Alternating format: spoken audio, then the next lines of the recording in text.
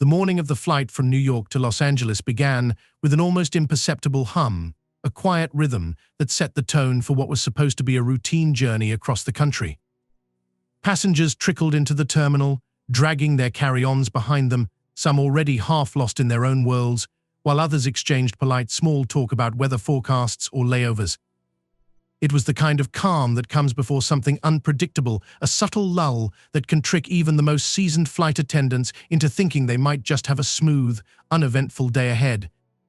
Barron Trump, the young flight attendant in his early 20s, stood at the entrance to the plane, wearing the familiar navy blue uniform, adjusting his tie with the precision he had mastered over years of being in the spotlight. Despite growing up in a world that constantly scrutinized every move he made, Barron had found comfort in the simplicity of this job. Here, amidst the hum of passengers and the structured chaos of boarding, he could lose himself in the task at hand, away from the cameras and the ever-present expectations. He wasn't there because of who his family was, he was there because he had chosen to be. In many ways, this role, so far removed from the world of politics and business, allowed him to explore the quiet satisfaction of service. The passengers were mostly families and business travelers, their faces a mixture of anticipation and fatigue, the kind of people who had grown accustomed to the routine of air travel. As they filed in, Barron's eyes scanned the crowd, noting the usual mix of personalities. A young couple in the first row, their hands entwined as they whispered to each other. A father with his daughter, the girl clutching a stuffed bunny, her wide eyes taking in the unfamiliar surroundings. An older man sitting in the middle, his nose buried in a book. And of course, the typical array of businessmen and women, noses buried in their laptops, already preparing for the long hours ahead. The cabin was filling up, the overhead bins slowly being packed with bags, the soft murmurs of passengers blending with the distant announcements of the crew members. Barron moved down the aisle, offering his signature polite smile, asking passengers if they needed anything, making eye contact just enough to convey warmth without being too intrusive. It was all routine, all within the rhythm he had come to know so well. As much as he enjoyed the feeling of control, having the power to maintain order, to offer a sense of calm amidst the turbulence of air travel, he also found solace in the predictability of the job. No matter what was happening in his personal life or in the world around him, these flights always followed a set script. People boarded, people settled, and then the plane took off. But of course, nothing ever stays predictable for long. Barron's routine was interrupted when he noticed him a man seated toward the back of the plane, in economy class, with an unmistakable red cap perched atop his head. Barron's eyes narrowed slightly as he made his way down the aisle, the sight of that hat standing out against the sea of neutral-colored clothing and anonymous faces. It wasn't that Barron had never seen political statements before, of course. After all, his entire life had been a series of political statements, from his father's presidential campaign to the media frenzy that followed their every move. But something about this particular hat, a bright red baseball cap with the bold words "Make America Great Again," emblazoned across the front, struck Barron in a way he didn't expect. He had grown up in a family where politics were never far from the surface. His father had spent years at the helm of one of the most controversial presidencies in modern American history, and Barron, as much as he tried to distance himself from the chaos, had always been keenly aware of the way such symbols could polarize people. This hat wasn't just a piece of clothing. It was a symbol of a movement, a statement in fabric and thread, and in that moment, Barron felt something shift inside him. The usual sense of calm he felt on these flights was suddenly replaced with an unsettling stir of discomfort. As he continued his work, Barron tried to push the thought out of his mind. He couldn't afford to let one passenger throw him off course. The job required focus, precision, and the ability to move through the aisles like a well-oiled machine. But every time he passed by the man, his gaze would drift back to the cap, his mind unable to escape the thoughts it provoked. The man, oblivious to the silent tension building in the flight attendant, sat calmly, flipping through a magazine as if there was nothing unusual about his hat. He didn't look like trouble. His posture was relaxed, his demeanor unaffected. And yet, the more Barron stared, the more his emotions began to spiral. Was it fair to judge the man based on his hat alone? Barron tried to wrestle with the thoughts in his head, but they only seemed to intensify. The hat symbolized so much divisiveness, political unrest, and for Barron, the world that had always been just out of reach, a world of power and judgment. The man didn't know it, but his simple choice of accessory had just become a focal point for Barron's simmering frustration. But as much as he tried to suppress the judgment, he couldn't help it. Something inside him snapped when he walked past the man for the third time, the sight of the red cap burning in his peripheral vision. Without thinking, Barron stopped by the man's row. He took a deep breath, his fingers curling slightly around the tray of drinks he was carrying. His voice, calm but edged with something else, spoke up before he could stop it. "Nice choice of accessory," Barron said, his tone deliberately loud enough for nearby passengers to hear, trying to make a statement. "Huh?" The man glanced up briefly, a polite but distant smile crossing his face. "It's just a hat," he replied, before turning back to his magazine. Barron's blood simmered, but he held his ground. "It's more than just a hat," he said, his voice low but firm. "It's offensive to others on this flight. I'm going to have to ask you to remove it." The man simply nodded, closed his magazine, and stood up without a word. The tension in the air was palpable as the man walked toward the exit, not a word of protest escaping his lips. Barron watched, his own heart racing, as the man calmly gathered his things and made his way off the plane. He had done it, he had asserted his authority. He had made a stand, but as the door closed behind the man, Barron's chest tightened. Was this victory, or had something else just been lost in that brief exchange? The hum of the engines revved up, and the plane prepared to take off, but Barron couldn't shake the feeling that the quiet flight he had hoped for was long gone. Something had changed. The hum of the airplane engines was a steady rhythm, a soft background that usually allowed the passengers to forget they were miles above the earth. But for Barron Trump, this flight was already different. As the passengers settled in, he moved up and down the aisles with practiced ease, offering smiles and the occasional nod. He was accustomed to the rush of faces, the casual pleasantries, and the long hours of flying between cities. But there was one passenger, seated near the back of the plane, who had caught his attention. A man in his mid-40s, with sharp features and a composed demeanor. Nothing about him was immediately striking until Barron's eyes fell on the red baseball cap perched on his head. It wasn't just any cap. The words "Make America Great Again" blazed across the front, a symbol that had come to mean so much to so many, whether they wore it with pride or with disdain. For Barron, the sight of that cap was like a jolt of electricity, sparking a sudden and unexpected tension in his chest. He was no stranger to political symbols. Growing up in the whirlwind of his father's presidency, Barron had been exposed to more symbols, slogans, and ideologies than most people could ever hope to understand. But this was different. This was personal. It wasn't the man's fault, Barron knew that. The passenger hadn't done anything to him. He wasn't being disruptive, wasn't causing any sort of scene. But there was something about the hat, its brazen display, its unapologetic tone that struck a chord. In an instant, Barron's thoughts flooded with memories of the turbulent years following his father's presidency, the division, the arguments, the never-ending debates that seemed to define every family dinner, every public appearance. The hat felt like a representation of everything he had tried to avoid. It wasn't just a political statement, it felt like an invitation to a battle he wasn't sure he wanted to fight. As he moved down the aisle, Barron's gaze returned to the man, who had settled back into his seat, casually flipping through a magazine, seemingly unaware of the stir his presence was causing. To everyone else, the man was just another passenger, just another person on a flight from New York to Los Angeles. But to Barron, the red cap was like a silent challenge, an accusation that he couldn't shake. He knew that as a flight attendant, it was his job to remain neutral, to ensure the comfort and safety of all passengers, regardless of their political views or personal beliefs. But in this moment, the lines between professionalism and personal opinion blurred. The tension that had slowly been building inside him now threatened to erupt. His heart raced as he tried to focus on the task at hand. He handed out drinks, checked the seatbelts, made small talk with the passengers. But every time he passed by the man, his gaze was drawn back to that red cap. It was as if the rest of the cabin disappeared and the cap became the only thing that mattered. Barron knew he needed to do something, anything to break the spell it had cast on him. But what?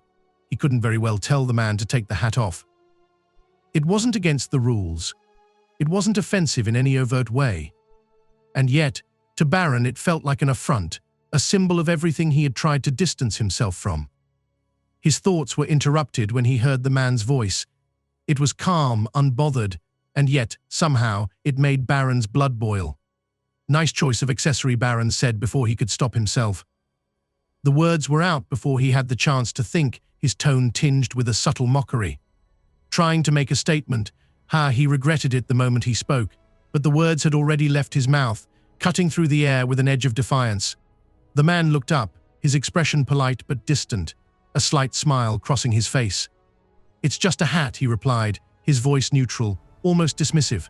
Then, as if the conversation had ended, he turned back to his magazine, his attention fully absorbed in the printed pages.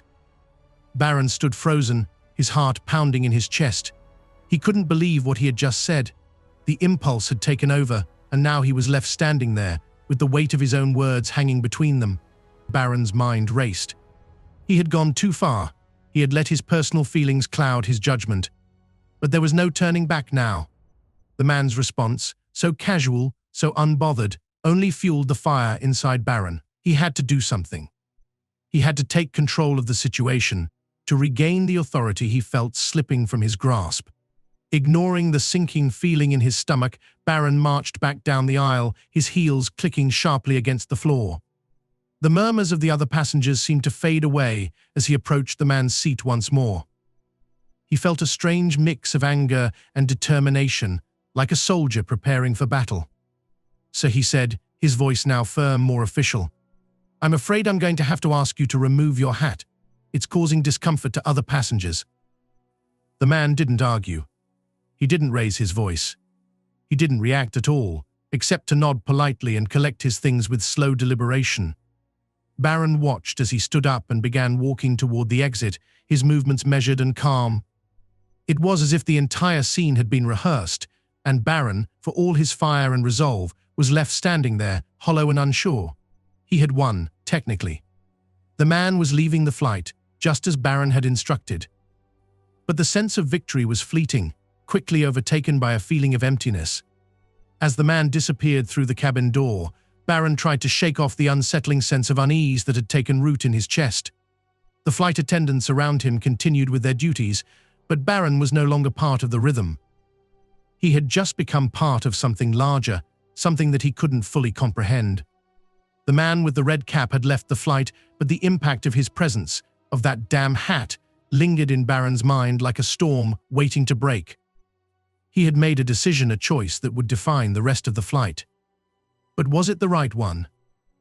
The rest of the passengers filed in, settling into their seats, adjusting their trays, and strapping themselves in as the plane prepared for takeoff. The usual hum of anticipation filled the cabin, but Barron's mind was elsewhere. The feeling of tension, the kind that had been bubbling up since the moment he noticed that Red Cap wasn't going away. It wasn't the man in the seat who had disrupted the peace of the flight. It was Barron himself. He had allowed his personal bias, his discomfort with a simple symbol, to override the calm professionalism that was supposed to define his role. The flight, as it prepared to ascend into the sky, was no longer the quiet journey it had seemed at first. The turbulence wasn't coming from outside the plane, but from within Barron himself. And it was a storm that would continue to brew long after the plane had touched down in Los Angeles. The tension in the cabin felt like an electric current running just below the surface, crackling with the potential to snap at any moment. Barron had convinced himself that the confrontation was over, that the man in the red cap, having quietly gathered his belongings and walked toward the exit, had been removed from the flight with dignity and order. But as he resumed his duties, the knot in his stomach remained. He couldn't shake the feeling that something larger was at play, something he couldn't quite grasp. His actions had felt justified in the moment, but now, in the quiet aftermath, the doubts crept in. Was it really his place to decide what was offensive to others? Had he acted out of professional duty, or had he allowed his personal beliefs to cloud his judgment? The hum of the engines did little to calm his racing thoughts. The cabin was calm once again, but Barron's mind was far from settled. As he moved through the aisle, handing out snacks and drink orders with a practiced smile, his eyes would occasionally flicker toward the door the man had exited through, as if expecting him to return. He couldn't help it. The confrontation had taken on a life of its own in his mind. The red cap, the words emblazoned across it, had haunted him. It had been more than just a disagreement over fashion or decorum. It had felt like a symbolic battle, a battle of ideals that Barron was unprepared for. Then, unexpectedly, it happened. The intercom crackled, a jarring noise that pierced through the steady rhythm of the flight. Barron paused, his heart skipping a beat. He hadn't anticipated what came next. "Ladies and gentlemen," the captain's voice came over the loudspeaker. "We will be making an unscheduled stop in Los Angeles due to a matter of airline policy. We ask for your cooperation as we address this issue promptly." Barron's breath caught in his throat. An unscheduled stop? It didn't make sense. The flight was running smoothly, no mechanical issues, no medical emergencies. His mind immediately flashed to the man in the red cap, but he quickly dismissed the thought. That was over, wasn't it? As the plane descended, the normal chatter of passengers grew quieter, replaced by murmurs of confusion. Barron was no exception. He could feel his palms sweating, a nervous energy coursing through him. What had just happened? What had he done? When the plane finally landed, the passengers remained seated, awaiting instructions. Barron's heart raced as he noticed a figure waiting by the jet bridge, a tall man in a sharp suit, flanked by two other officials. His face was impassive, yet his presence commanded attention. Barron recognized him immediately. It was Mark Donovan, the chief operating officer of the airline. Barron's stomach dropped. "Mr. Trump," Mark said, his tone calm but firm. "We need to have a word." Barron's mind whirled. His heart pounded in his chest as he followed Mark through the terminal, unsure of what was coming next. The bright fluorescent lights overhead seemed to amplify the feeling of dread that had settled in his gut. As they passed by other crew members, he could sense the weight of their gaze. The air felt heavy, as if everyone knew something Barron didn't. They arrived at a small, sterile office tucked away behind a closed door. Mark gestured for Barron to sit. As Barron lowered himself into the chair, his thoughts raced, a blur of panic and disbelief. What was happening? What had he done wrong? He couldn't understand why everything was unraveling so quickly. Mark wasted no time. He set a thick stack of papers in front of Barron, the sound of the papers hitting the table echoing in the room like a gunshot. Barron felt the tension in his chest tighten. This wasn't just a routine check-in. Something bigger was at play. "You removed a passenger from a flight today," Mark began, his voice steady but cold. "A man named Jacob Randolph. Do you know who he is?" Barron's mind raced, the name feeling foreign. He shook his head, trying to piece together any connection. He didn't know anyone named Jacob Randolph. "That man," Mark continued, his gaze hardening, "owns this airline, and you just kicked him off this flight." Barron's world tilted on its axis. His mind scrambled for answers, trying to process the magnitude of what Mark was saying. The man in the red cap, Jacob Randolph, was the owner of the airline. The realization hit him like a punch to the gut. He felt the blood drain from his face. "You humiliated him," Mark's voice dropped to a dangerously low tone. "For something as trivial as a hat. Do you realize what you've done?" Barron opened his mouth to respond, to explain himself, but the words wouldn't come. The weight of his actions was too much to bear. How had he not seen it? How had he not known who this man was? He'd made a snap judgment, allowed his personal biases to take over, and now he was facing the consequences. Mark leaned forward, his eyes locking with Barron's. "You didn't just remove a passenger. You undermined the very values this company stands for. Respect, professionalism, inclusivity. You failed to uphold those today, and now you've created a crisis." Barron felt like the room was closing in on him. The air felt thick, suffocating. He had no excuses, no defense. He had been rash, impulsive, and had let his own prejudices get the better of him. "We've had complaints," Mark continued. "Not just from Randolph, but from other passengers who witnessed your behavior. You've made it clear that your personal beliefs are more important than your professionalism. That's unacceptable." Barron's head spun, his thoughts swirling in a vortex of regret. He had wanted to be the one in control. He had wanted to right what he perceived as a wrong. But now, in the harsh light of Mark's words, Barron understood that he had only made things worse. "I'm giving you two options," Mark said, his voice growing sharper. "You can resign, effective immediately, and walk away from this company. Or you can stay, but you'll undergo an intensive retraining program. You'll learn the true meaning of professionalism, and you'll learn how to check your personal beliefs at the door. The choice is yours." Barron sat in stunned silence, the weight of his mistake crashing down on him. He knew the right choice, but the pride in his chest made it difficult to swallow. How could he have been so wrong? How could something as small as a hat and accessory, a statement, have caused so much chaos? His mind raced, but no answer seemed to come. He had made his decision in a moment of anger, and now he would have to live with the consequences. Barron sat silently in the sterile office, the weight of his decision pressing down on him like a 1,000-pound stone. His mind raced with a dozen conflicting thoughts, each one more unsettling than the last. The silence between him and Mark Donovan, the chief operating officer, seemed endless, filled with the unspoken gravity of the situation. His options had been laid bare: to resign in shame, or accept a grueling retraining process that would strip him of his confidence, piece by piece. He had chosen the latter, driven by the stubborn belief that he could redeem himself.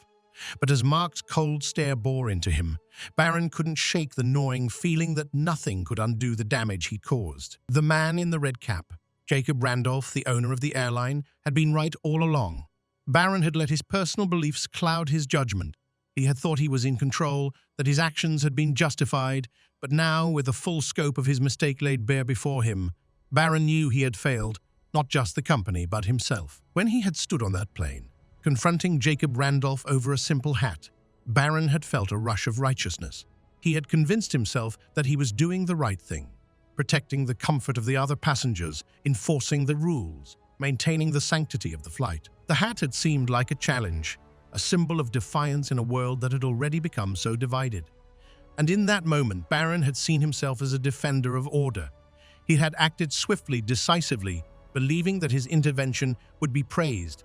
But now, standing in Mark's office, he realized how hollow that victory had been. The confrontation had been brief, the man's departure quick, but its consequences had been profound.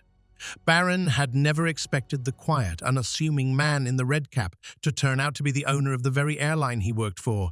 He had never imagined that one impulsive decision could unravel everything he had worked so hard for. The feeling of triumph he had experienced in the moment now seemed like a distant memory, replaced by a gnawing emptiness. Mark's words echoed in his mind. "You let your personal beliefs override your professionalism." How had he not seen it? How had he let something as trivial as a political statement affect his judgment? As the hours passed, Barron replayed the events over and over again, searching for a justification, for some shred of reason to hold on to. But the truth was clear. He had acted out of pride, out of a sense of superiority, convinced that his views were the only ones worth defending. He hadn't even considered that Jacob Randolph's hat was just that, a hat. It wasn't a declaration of war. It wasn't a challenge to his authority. It was just a piece of clothing. And yet, Barron had turned it into a symbol of something much larger, something personal. The worst part of it all was how easily he had dismissed the people around him. The passengers, his colleagues, even himself. In that moment, Barron had decided that he was the arbiter of right and wrong, the one who could decide what was offensive and what was not. He hadn't thought to ask questions. He hadn't considered the consequences of his actions. Now, sitting here, feeling the weight of it all, Barron realized just how fragile the sense of control he had clung to was. It wasn't just the loss of his professional reputation that haunted him. It was the realization that he had let an opportunity for growth slip away. The passengers he had deemed unworthy of respect, the man he had humiliated, it had all been a missed opportunity to learn, to grow, to challenge his own assumptions. Instead, he had acted from a place of certainty, not realizing that the world didn't work in such black and white terms. As the retraining process loomed on the horizon, Barron felt a deep sense of shame. His decision to stay was a concession, a desperate attempt to salvage something from the wreckage he had created. But as he left the office that day, the hollow victory lingered in his chest. The company would continue without him, just as it had before. Jacob Randolph would go on being the owner, and the world would keep spinning. Barron's actions, however, would be remembered by his colleagues, by the passengers on that flight, and, most importantly, by himself. He couldn't undo what he had done, no matter how many training sessions he sat through or how many apologies he offered. The truth was, the damage wasn't just to his career. It was to his sense of self. He'd lost something intangible, something that no amount of training could restore: his integrity. The fluorescent lights above buzzed faintly, casting a cold, sterile glow over the office where Barron now stood, still reeling from the events that had unfolded so quickly. His mind raced as he replayed the conversation with Mark Donovan, his boss. The words felt like daggers, sharp, unforgiving, and unrelenting. You made a choice.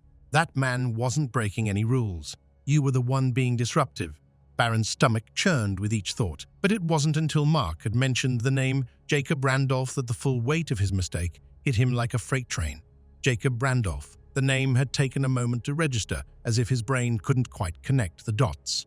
The owner of the airline. Barron had thought he was dealing with an ordinary passenger, just another person who had made a questionable fashion choice. But Jacob Randolph wasn't just any passenger. He was the man who owned everything Barron had worked for, everything he had come to take for granted. The truth of the situation crashed down on him with brutal clarity. In his blind rush to impose his views, he had humiliated the very man who held the keys to his future. Mark's voice had been sharp and direct as he informed Barron that the man in the red cap wasn't merely a disruptive passenger. He was the airline's owner, and Barron's decision to eject him from the flight had set in motion a cascade of consequences that no one, least of all Barron, could have anticipated. He had acted out of personal conviction, sure that he was doing the right thing. But now, with the full scope of his error revealed, Barron felt small, like a child who'd been caught making a foolish mistake. The reality of what he had done became clearer with every passing second. Not only had Barron publicly shamed a man who could easily ruin his career, but he had also broken the very principles of professionalism that the company was built on. The world didn't operate on personal biases or assumptions. It was about respect, about understanding that everyone, regardless of their opinions, deserved to be treated with dignity. Barron had been caught up in his own righteousness, too eager to make a statement, too convinced that his perspective was the right one.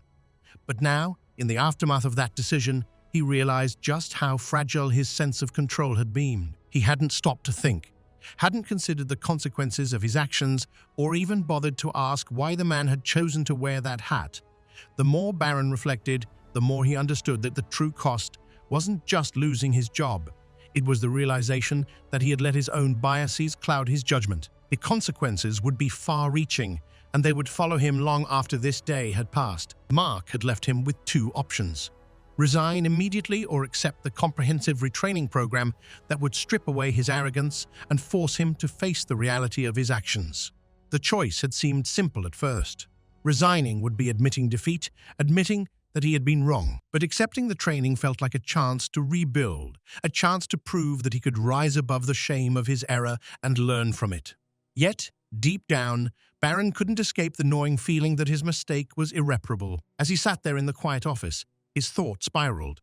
He had humiliated Jacob Randolph, had tried to exert his control over a man who, as it turned out, was untouchable. Barron had made assumptions based on appearances, based on something as trivial as a hat, and in doing so, he had taken away not just a man's dignity, but his own sense of self-worth. It was a shocking revelation, a moment of clarity that Barron hadn't expected.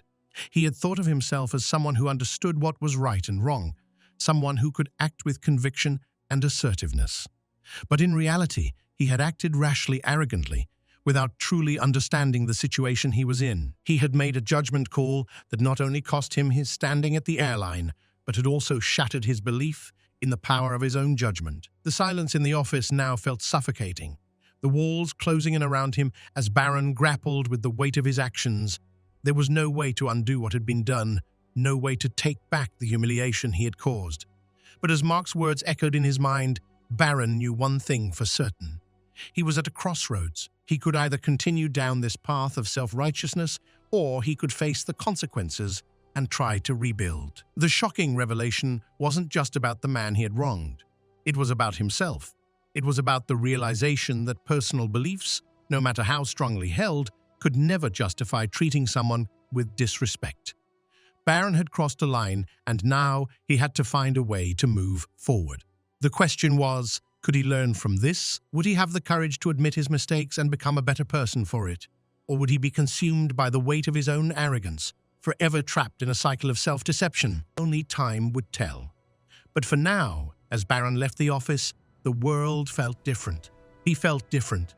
And in that difference, there was both a sense of loss and a faint glimmer of hope. The weight of Barron's decision settled on him as he walked away from the office. The sterile hum of the fluorescent lights above doing little to calm the unease creeping into his chest. He had known, even as he made the call to remove the man with the red cap, that there could be consequences, but he never imagined they would come crashing down on him so quickly, so harshly. The consequences of his judgment were not just professional. They were personal, seeping into the very core of his beliefs and self-worth. The flight had been a microcosm of his life, a place where his actions were subject to scrutiny, where choices had a ripple effect far beyond the moment. He had seen himself as someone who stood for something, someone who could spot injustice from a mile away and take swift action. But now, with the weight of Jacob Randolph's identity crashing down on him, Barron realized that his sense of righteousness had clouded his judgment. He had assumed that his values were universal, that what he believed to be wrong was inherently wrong for everyone else. But that was a dangerous assumption, one that had led him to misstep in the worst possible way. As he replayed the events in his mind, the conversations, the glares from other passengers, and the cold professionalism of Mark Donovan, Barron saw himself in a new light. The confident man who had confronted a passenger about his hat was now a figure, diminished, questioning not just his actions, but his motivations. Why had he felt so compelled to take a stand? Was it about justice, or had it been more about asserting his power in a situation that he thought he could control? The truth stung. Barron had allowed his personal biases to guide his actions, believing that his moral compass would be enough to make the right decision. But in doing so, he had forgotten the one thing that truly mattered in any professional environment: respect for others, regardless of their personal beliefs or appearances. The consequences were already becoming clear. The tension at work had shifted, and the murmurs among his colleagues were hard to ignore. The whispers of his judgment mistake would follow him. He could feel the weight of their eyes on him, could hear the hushed voices behind closed doors. This was more than just a professional misstep. It was a betrayal of the company's values, a reminder that judgment was never as simple as it seemed. His assumption that he could fix the situation without fully understanding it had cost him his standing within the airline. And more importantly, it had damaged the trust he had worked so hard to build. Barron's confidence, once his greatest asset, now felt hollow. His decisions, which had always been rooted in a belief in doing what was right, were now under scrutiny. The truth was that the very idea of right and wrong had become blurry. What was right to him was not right for everyone else. His actions had consequences far beyond the flight, reverberating through the company and his own sense of self.